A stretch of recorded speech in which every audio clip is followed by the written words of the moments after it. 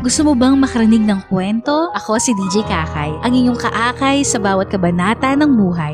Abangan niyo po ang kakaibang stories every Tuesday and Thursdays, 9 a.m. to 12 noon. Dito lang yan sa kaakay niyong Good Vibe Station, GV 99.1.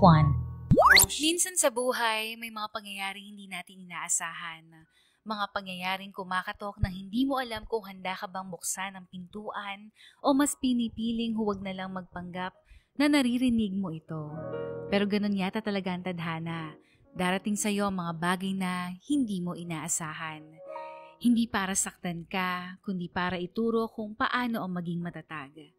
Ito ang kwento ni Jolly, isang simpleng babae na piniling unahin ng pamilya at pangarap kaysa sa pag-ibig. Pero sino nga bang makakapagsabi kung kailan darating ang pag-ibig? Sa minsan pagtibok ng puso, hindi niya alam na ang taong mamahalin niya ay ang taong magtuturo rin sa kanya kung paano mahalin ang sarili. DJ Kakay, ako si Jolly. Nagtatrabaho bilang isang call center agent at ako ang breadwinner ng aming pamilya. Wala pa po akong boyfriend mula noon hanggang ngayon. Dahil para sa akin, mas importante ang kumita ng pera at makatulong sa bahay kaysa lumandi o gumimik. Takot rin ako magmahal. Baka pag inuna ko ang sarili kong kaligayahan, hindi ko na matulungan ang pamilya kong makaahon sa hirap. Hanggang sa dumating si Andrew. Uy, Jolly! Ayos ka lang ba? Ano ba? Nagulat naman ako. Ikaw kasi, parang laging seryoso. Ay, ang dami lang kasing ginagawa. Tapos dumagdag pa yung tambak na problema. Nakakapagod. Gusto mo ba magkape tayo?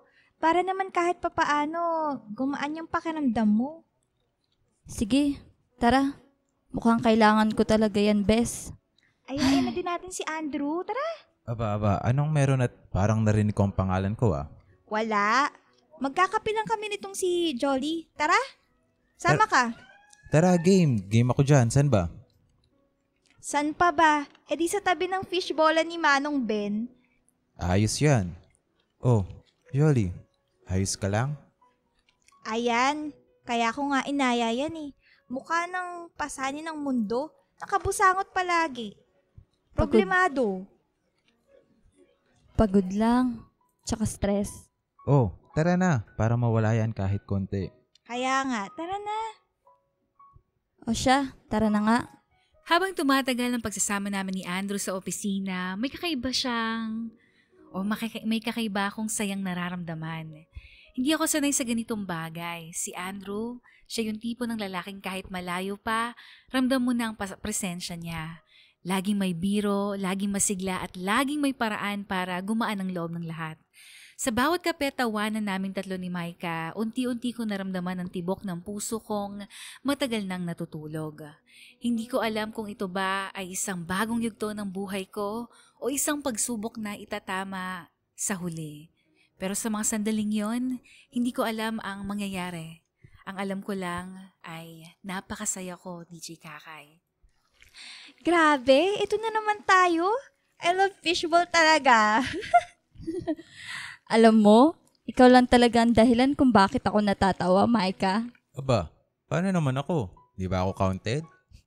Ikaw? Ewan ko sa'yo, Andrew. Lagi ka lang nang aasar. Hindi ah. Mas maganda kapag tumatawa, Jolly. Sus! Bola mo! Uy, parang may namumula dyan ah. Ano yan? May something ba? Wala, no? O siya, kain na tayo. Alam mo, Jolly, iba ka. Hindi lahat kayang pagsabayin. Trabaho, pamilya. Pero ikaw, andyan ka palagi. Ganun ba? Ikaw naman, laging masaya. Parang andali lang ng lahat sa'yo. Aba, ang lalim ng usapan ha. Para kung third wheel dito. Hindi naman, kung ligawan ko kaya si Jolly. Huy! What? Ano? Kung totoo. Doon ko naramdaman na baka nga totoong sinasabi niya, DJ Kakay. Pero hindi pa ako handa at lalong hindi ko alam kung handa ba akong sumugal. Habang tumatagal ang bawat coffee break at tawanan naming tatlo, unti-unting nagbabago ang aking mundo. Ang dating simpleng araw, biglang nagkaroon ng kulay. Si Andrew, iba siya. Ibang-iba talaga, DJ Kakay. Sa mga simpleng biro at mga titig niya, para bang napapawi ang pagod ko. Hindi ako sanay sa ganitong atensyon, sa ganitong lambing. Pero bakit ganon? Bakit parang gusto ko ng masanay? Isang gabi nag-offer siya na ihatid ako pa uwi. Sa katahimikan ng biyahe, ang tunog lang ng ulan at wiper ng kotse ang maririnig mo. Doon siya nagsimulang magsalita at doon nagsimula ang hindi ko malilimutang kabanata. Jolly, may aaminin ako. Ano yun? May nagawa pa ako mali? Wala. Wala kang ginawang mali. Ikaw pa nga ang tama sa buhay ko. Alam mo, simula nung makilala kita, ang gaan ng araw ko. Gusto ko lang sabihin na gusto kita. Andrew, Alam kong busy ka sa pamilya mo at baka hindi mo na iniisip to ngayon. Pero kung papayag ka, papayag na ano? pwede pa kitang ligawan. Pero hindi naman kita mamadaliin at hindi kita bibiglain, Jolly. Hindi ko alam kung handa ako, Andrew. Ayos lang sa akin yun, Jolly. Handa naman akong hintayin ka. Pero siguro pwede nating subukan. At doon nagsimula ang lahat, DJ Kakay. Ang saya. Ang mga simpleng araw sa opisina ay naging mas makahulugan, mas naging magaan at masigla. Akala ko noon trabaho lang at pamilya ang mundo ko. Pero dumating si Andrew at bigla kong naisip, paano palang magmahal? Ang mga araw sa opisina ay tila mas maliwalas mula nang maging close kami ni Andrew. Wala man akong karanasan sa pag-ibig, pero ramdam ko na kakaiba siya. Ang mga simpleng usapan namin sa break room ay parang may malalim na kahulugan. Kapag ngumiti siya, may kakaiba akong nararamdaman sa puso ko. Merong kilig at tila parang konektado ang aming mga puso. Kaya nung isang araw nang bigla niya akong tanungin kung gusto kong lumabas pagkatapos ng aming shift, parang natulala ako. Sanay ako umiwas pero sa kanya, parang gusto kong sumubok. Siguro dahil ramdam ko na sincere siya. Kaya hito kami, magkasamang nakaupo sa isang maliit na kainan, malapit sa opisina. Walang mamahaling ilaw, walang special na setup, pero pakiramdam ko, ito na ang pinaka-special na gabi ng buhay ko. Alam mo, Jolly, matagal ko na itong gustong gawin. Kaya lang parang lagi kang busy o kaya naman parang ayaw mo. Hindi naman sa ayaw ko, Andrew. Nahihiya lang kasi ako. Tsaka, hindi rin ako sanay. Sanay? Sanay sa anong bagay? Sa ganito, sa pakikipag-date, wala pa ako naging boyfriend, Andrew. Talaga? NBSB ka? Oo. Lahat kasi ng oras ko nasa trabaho at pamilya. Tsaka, ewan, parang natatakot akong magmahal. Bakit? Siguro kasi natatakot akong hindi ko matulungan ng pamilya ko kung magkamali ako sa tao. Alam mo naman sila ang priority ko. Hindi biro ang ginagawa mo, Jolly. Yung tipong inuuna mo ang pamilya mo kaysa sa sarili mong happiness. Malaking sakripisyo yun. DJ Kakay, sa mga salitang sinabi ni Andrew, makikita mo na isa siyang taong marunong umunawa. He is a husband material. Doon ko nakita at naramdaman sa isang lalaki ang mahulog ng ganon. Mahulog sa mga salita niyang matatamis at sa mga salitang tila nagbibigay ng lakas. Ganon si Andrew. He is a type of a man na matured na handa kang pakinggan. Sa bawat kami ay magkasama, lagi akong nabubuhayan. Dahil kay Andrew, ang dami kong natutunan. Nakasanayan na. Basta sila okay. Okay na rin ako. Pero, paano ka? Okay ka ba talaga? Oo naman. Anong ibig mong sabihin? Alam mo, minsan kailangan mo ring tanungin ang sarili mo kung masaya ka. Jolly, hindi masamang isipin ang sarili. Kung mayroon mang may gustong gawin para sa'yo, yun ay ang ipagkita sa'yo na deserve mong maging masaya. Ang drama mo? Kumain na nga lang tayo. Hindi drama yun. Totoo naman. Kaya nga, liniligawan kita eh. Hay nako, ewan ko sa'yo, Andrew. Sa mga salitang iyon, parang may kakaibang kilig na tumama sa puso ko. Hindi ko akalain na may taong makakita ng halaga ko kahit ako mismo nakakaligtaan ko na iyon. Niyaya niya ako maglakad-lakad pagkatapos namin kumain. Simple lang ang lahat, DJ Kakay. Pero para bang ang bawat segundo ay gusto ko nang ulitin. Ilang linggo pa lang ang lumipas pero pakiramdam ko parang matagal na kaming magkasama ni Andrew. Ang bawat araw na nakikita ko siya sa trabaho, parang gumaga ng bigat ng mundo. Lagi siyang may dalang ngiti, biro at lambing na nakakahawa. Hindi ako sanay pero parang gusto ko nang masanay. Isang gabi inahatid niya ako pa uwi. Tahimik lang kami habang naglalakad. Pero ang katahimikan na hindi nakakailang. Sa hilip, parang may usapang hindi na kailangang sabihin pa. Jolly, alam mo ba kung gaano ako kasaya kapag kasama ka? Ha? Bakit mo naman tinatanong yan? Ewan ko, parang kapag kausap kita nawawala lahat ng stress ko. Parang ang gaan-gaan lang ng mundo. Nambobola ka na naman. Hindi ako nambobola. Alam mo, bihira lang ako maging ganito kaseryoso. Kaya ngayon, sasabihin ko na. Sa mga gabing iyon, DJ Kakay, habang nakatingin ako sa kanya, alam ko na nahulog na ako. Ang puso kong matagal nang takot magmahal, bigla na lang sumuko. Hindi ko alam na ang pagmamahal na yon ang magiging dahilan ng pinakamatinding sakit na mararanasan ko.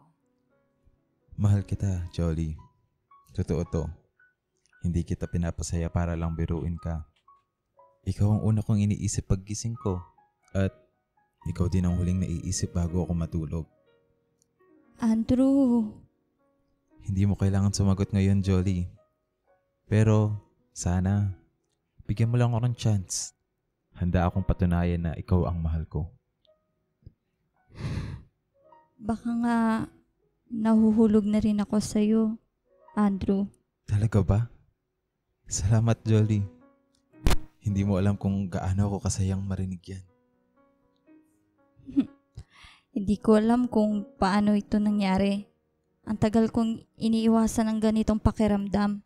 Pero, ikaw ang nagbukas sa akin ito. So, tayo na? Sana hayaan mo lang akong ipagpatuloy ito. Kasi seryoso ako, Jolly. Hindi ko ito laro. Habang tumatagal ang simpleng ugnayan namin ni Andrew ay naging mas malalim. Kapag naglalakad kami papuntang pantry, may palihim ng ngiti. Kapag magkausap kami sa calls ay halos kinikilig ako. Para bang unti-unting lumalakas ang loob ko na maniwala na baka siya na nga. Sa bawat araw na kami ay nagbabahagi ng mga pangyayari sa bawat araw namin, handa naming pakinggan ang bawat isa. Yung kahit na kami pagod galing trabaho, hindi namin nakakalimutan na kamustahin ang isa't isa. Sobrang saya ng aking puso, DJ Kakay. Hindi ko naman kasi talaga inakala na may isang Andrew na darating sa aking buhay. Isang lalaki na naiintindihan ako. Minahal ako bilang ako at tinanggap ako kahit anuman ang estado ng aking buhay. Pero sa gitna ng lahat ng ito, may hindi ako alam na katotohanan na unti-unting lalabas. Isang hapon sa oras ng break, akala ko normal lang na kape at fishball lang ang routine namin. Pero sa araw na yon, may darating na isang tao na magpapabago sa lahat ng pananaw tungkol sa kanya at pati na rin sa pag-ibig. Uy, Bes! Parang robot ka naman. Break na, oh. Para makapag-recharge ka naman kahit kape lang. Oo nga, Bes. Parang naubusan na ako ng energy. Tara, text mo na yung baby mong si Andrew. Mas masaya pag kumpleto ang tropa, no? Aba, hindi nyo na kailangan mag-text. Narinig ko ng pangalan ko. At bakit parang antamlay mo, babe? Wala babe. Pagod lang talaga. Don't worry, babe. I'll treat you sa cafe. Aha? Andito din ako, baka naman. Libre niyo din ako, ha? Sino ka ba? Ay, tara na nga, tara na.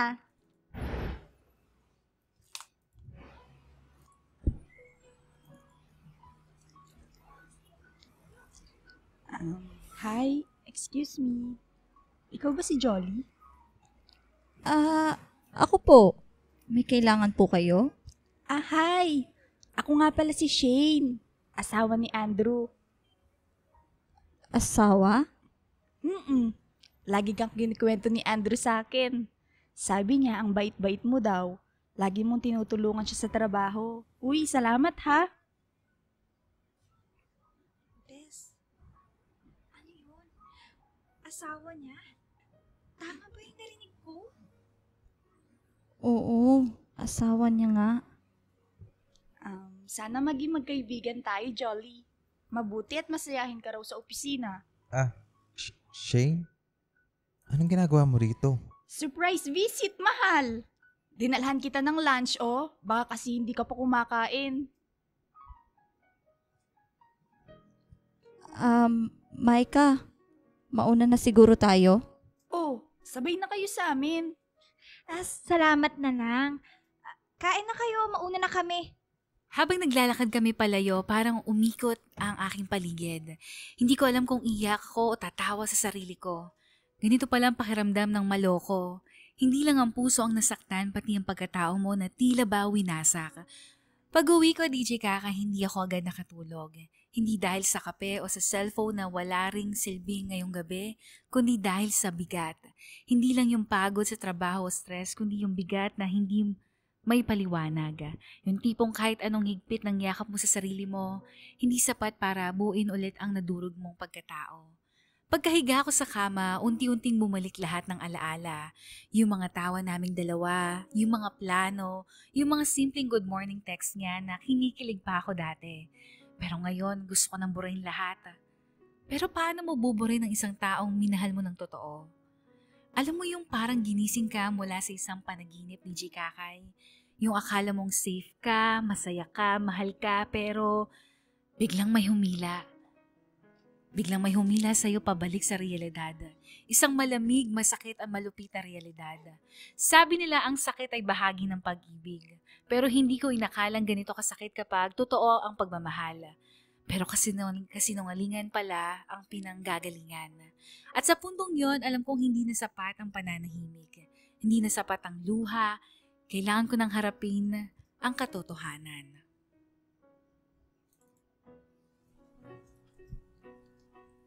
Hello, Jolly. Andrew, may asawa ka?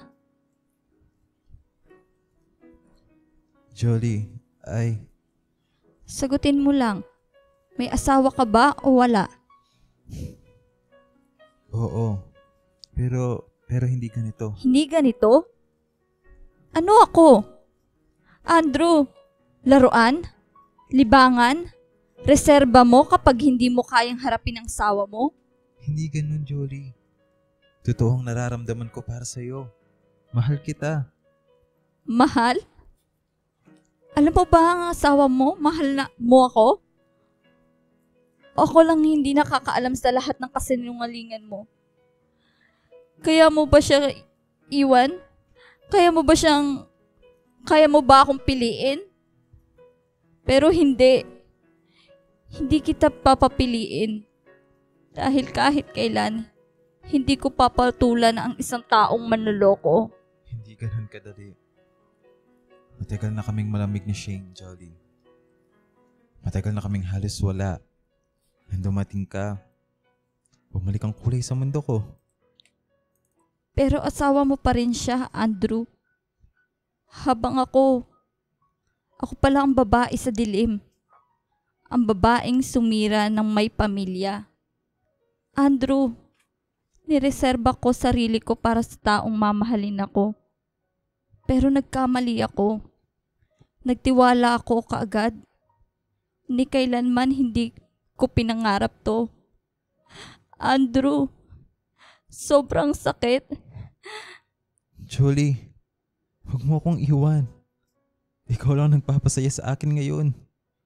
Hindi ako sagot sa problema mo. At hindi ko kayang maging dahilan ng pagkawasak ng isang pamilya. Binaba ko ang tawag bago bumigay ang aking puso. Ang sakit talaga. Sobrang sakit. Ang unang taong minahal ko, siya pa ang nagturo sa akin kung paano masaktan ng ganito kalalim. Kinabukasan, hindi ko kayang ngumiti kahit pilitin ko. Mabigat, masakit, parang gusto ko nang tumigil sa lahat. Para akong robot na gumising lang dahil kailangan. Walang gana, walang direksyon. Ang daming tanong sa utak ko na walang sagot. Bakit? Paano niya nagawa yon? Ako pa bang may pagkukulang? Pagdating ko sa campus, agad napansin ni Micah ang bumubugto na mata ko. Hindi ko na kinayang magpanggap pa. Isa lang ang tingin niya at alam ko na. Naintindihan niya kahit wala pa akong sinasabi. Kaya dinala niya ako sa paborito naming kapihan, doon kung saan pwede akong umiyak nang walang humusga. Walang ibang ingay kundi yung mahinang tugtog sa background at ang tunog ng nasa tasa o ng tasa ng kape. Sa dami ng tao ron, pakiramdam ko kaming dalawa lang ang naroroon. Pero hindi rin nagtagal, tumulo na lang bigla ang luha ko na para bang sa bawat patak may bahaging nawawala sa akin, DJ Kakay. Bahagi ng pangarap, tiwala, at dignidad. Bes, ano nangyari? Hindi na ikaw to. Micah, totoo nga na may asawa si Andrew. Ano? Niloko niya ako. So, totoo nga. Bes, hindi ko alam kung anong gagawin ko kung ako yan. Alam kong masakit na nangyari sa'yo. Mahal ko siya, Micah. Kahit mali, mahal ko siya. Pero ang sakit sobra. Parang wala nang saysay lahat ng pinapangarap ko. Bes, hindi mo kasalanan to. Niloko ka niya, manluloko siya. Hindi ikaw ang may mali dito. Kahit pa mahal mo siya, hindi ka dapat manatili sa ganito. Alam mo yan. Pero, paano kung siya lang talaga? Bes, kung siya talaga, bakit ganito? Bakit kailangan gawin niya yun sa'yo? Hindi dapat ganito kasakit yung pag-ibig, di ba? Hindi mo kailangan magsakripisyo ng dignidad para nang masabing mahal mo siya. Paano ko sisimulan ulit? Sa pagbitaw. Tsaka, andito ako para samahan ka. Kahit anong iyak ang kailangan mo, sasamahan kita hanggang kaya mo nang ngumiti ulit. Niyakap ako ni Micah, mahigpit. Parang sinasabi niyang hindi ka nag-iisa. Sa yakap na yon, doon ko naramdaman na kahit gaano kasakit ang pag-ibig, may mga tao pa rin handang bumuhat sa'yo. Na kahit nawasak ka na, may mga taong hindi takot hawakan ang mga piraso mo. Wala pa akong plano, wala pa akong kasiguraduhan. Pero sa puntong yon, alam kong may kaibigan akong hindi bibitaw. Hindi ko alam kung paano ako magsisimula, pero ang alam ko, hindi na ako mananatili sa sakit na ito.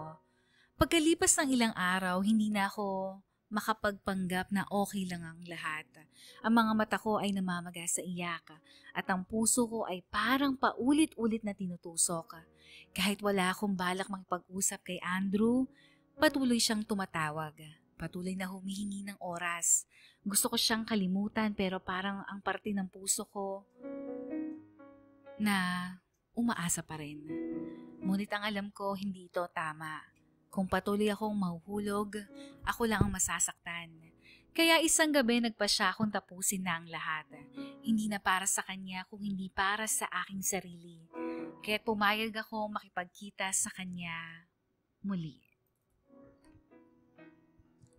Jolie, salamat dahil pumayag kang kausapin ko.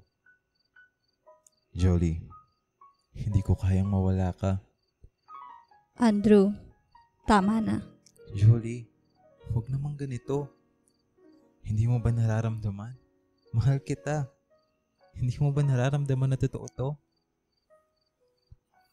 Oo, nararamdaman ko. At doon ako nasaktan. Kasi kahit mahal kita, hindi ka para sa akin, Andrew.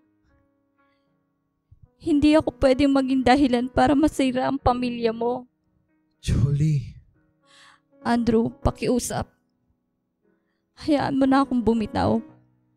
Kung mahal mo ko, hayaan mong piliin ko ang tama. Huwag mo nang dagdagan pa ang sakit na nararamdaman ko. Andrew, huwag mo nang dagdagan pa ang sakit ng puso ko. Maging sa asawa mo. Di ka ba nagsisisi sa ginawa mo? DJ Kakay, alam kong masakit pero alam kong ito ang tamang desisyon. Kasi kung magpapatuloy ako, hindi ko na makikita ang sarili kong halaga. Halos ilang linggo akong hindi naging maayos. Para bang wala ako sa aking sarili. Pero para ba akong binagsakan ng malaking problema na mahirap harapin. Pero nagpapasalamat ako sa aking kaibigan na si Micah. Sa mga oras na gusto ko nang sumuko, si Micah ang palaging naroon. Siyang sumalo sa mga luha at nagpapaalala na may mga taong tunay nagmamahal sa'yo. Kahit hindi romantiko, sa gitna ng pagkalito at sakit, siya ang laging nagpapasaya sa akin. Jolly! Pasok ka, Bes. Kamusta ka naman na, Bes? Alam kong mahirap, pero alam mo, proud ako sa'yo. Alam mo ba kung bakit? Bakit? Kasi kahit mahal mo siya, kaya mong piliin yung tama. Alam mo ba kung gaano katapang yun? Pero ang hirap, Micah. Ang hirap tanggapin na ang unang pag-ibig ko, ganito pa ang ending. Oo, masakit. Pero tandaan mo, Jolly, hindi naman dito nagtatapos ang mundo mo eh. May darating na pag-ibig na hindi mo na kailangang ipaglaban ng mag-isa. Thank you, Micah. Niyakap ako ni Micah at doon ko napagtanto na hindi lahat ng pagmamahal ay masaya. Pero lahat ng sakit ay may aral. At ang aral na ito ang magiging simula ng paghilom ko. Lumipas ang ilang buwan, unti-unti ko natutunan na bitawan ng sakit. Hindi madaling proseso pero natutunan ko ibalik ang oras sa sarili ko. Ang dating gabi na punong-puno ng luha, napalitan ng pagdarasal at tahimik na pahinga. Ang mga araw na puno ng bigat, napalitan ng pagtanggap sa hindi lahat ng pagmamahal ay dapat panindigan. Natutunan kong mahalin ang sarili ko. Sa paglakad-lakad mag-isa sa parke, sa pagbili ng paboritong kape, sa simpleng paghinga ng malalim, unti-unti ko naalala ang babaeng ako bago pa dumating si Andrew. At ang mas matatag ngayon. Hindi ko akalain na nandito ako, Micah. Bes, sobrang sayo ko para sa'yo. Proud na proud ako kasi lumaban ka.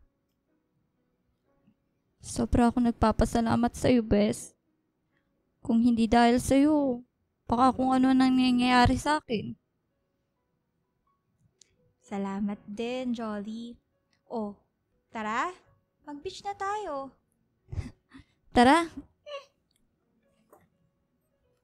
DJ Kakay, hindi ko na hinahanap-hanap si Andrew. Hindi ko na siya gustong makita. Siguro may mga panahon para sa bawat tao sa buhay natin. At kung siya man ay parte ng kwento ko, sapat na ang mga alaala. Pero ngayon, ang kwento ko ay tungkol na para sa akin. Pero minsan, kailangan mong harapin ang nakaraan para tuluyang makalaya. Ang hirap humarap sa taong minsan mong minahal ng buong buo. Hindi dahil may galit pa, kundi dahil may takot kang nararamdaman mulit. Yung sakit na pilit mong nilimot, pero darating talaga sa punto na hindi ka natakot kung hindi handa ka na. Handang tanggapin na may taong talagang hindi masasagot at may mga taong hindi para manatili. Kahit pa ikaw yung nagmahal ng totoo, isang hapon, pumayag ako makipagkita kay Andrew sa parehong cafe malapit sa dati naming opisina, kung saan kami minsang nagtawanan sa lunch break, nagkwentuhan kapag pagod at tahimik kapag pareho ng stress. Ngayon iba na, wala na yung kilig, wala na yung baka pwede pa. Ang natira na lang ay ang pangangailangang tapusin ang hindi ko kailanman isinara. Jolie, salamat talaga. Hindi ko inakalang papayag ka pa. Hindi ko rin alam kung bakit ako nandito, pero siguro gusto ko na lang isara yung pahinang matagal ko nang binabalik-balikan. Alam kong huli na ang lahat, pero gusto ko lang sabing sorry.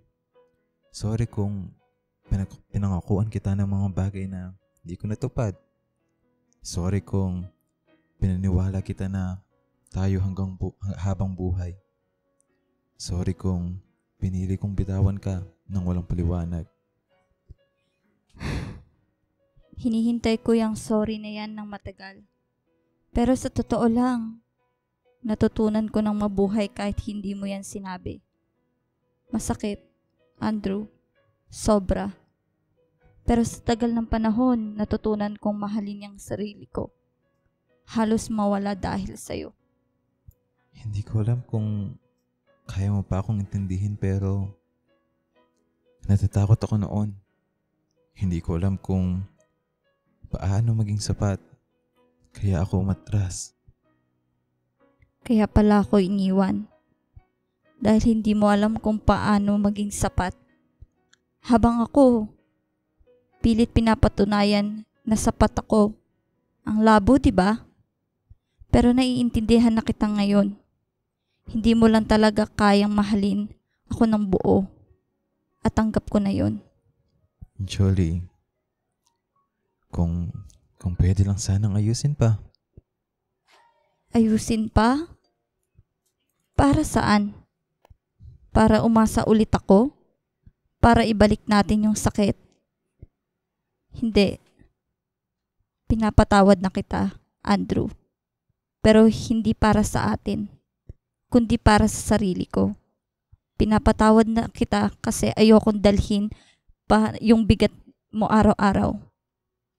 Pero hindi na ako babalik. Kung yan ang gusto mo, sana maging masaya ka, Jolie. Masaya na ako. Hindi pa siguro buo, pero mas magaan na. At sana ikaw rin. Sana mahalin mo ng buo ang taong pinili mo. Huwag mo na siyang saktan tulad ng ginawa mo sa akin. Dahil alam ko kung gaano kabigat yun. Minsan sa buhay, darating ang taong akala mo'y para sa'yo na. Siyang magpapasaya, siyang magpapakilig at siya rin ang magpapatibok ng puso mong matagal nang natutulog. Pero may mga kwento na hindi para magpatuloy. May mga tao na dumarating na hindi para manatili kundi para magturo. Sa pag-ibig ko kay Andrew, natutunan kong hindi lahat ng pagmamahal ay tama. Natutunan kong kahit gaano kalalim ang nararamdaman mo ko, may mga pagkakataong kailangan mong pumili. Hindi ng puso kundi ng sarili. Natutunan ko ang tunay na lakas ay nasa kakayahan mong bumitaw, kahit na ang lahat ng parte mo ay gusto pang kumapit. Ngayon kaya ko nang ngumiti ng walang sakit. Kaya ko nang magmahal, hindi dahil may bagong taong darating, kung hindi dahil natutunan kong mahalin ang aking sarili. Ang babaeng dating takot magmahal, ngayon ay mas matatag, mas buo at mas handang maghintay ng tamang pag-ibig. Kung ikaw na nakikinig ay nasaktan o nasasaktan din ngayon, tandaan mo ito. Hindi natatapos ang mundo sa isang pagkakamali o maling tao. Hindi mo kailangang maging buo para sa iba. Kailangan mo muna maging buo para sa iyong sarili. Sa bawat sugat, may aral. Sa bawat pagluha, ay may paghilom. Ako si Jolly at ito ang aking kwento. Kwento ng isang pusong nasaktan pero pinili pa rin bumangon at muling magmahal. Sa dulo hindi ito tungkol sa kung sino ang pinili ko, kundi kung paano ko pinili ang aking sarili na maging masaya.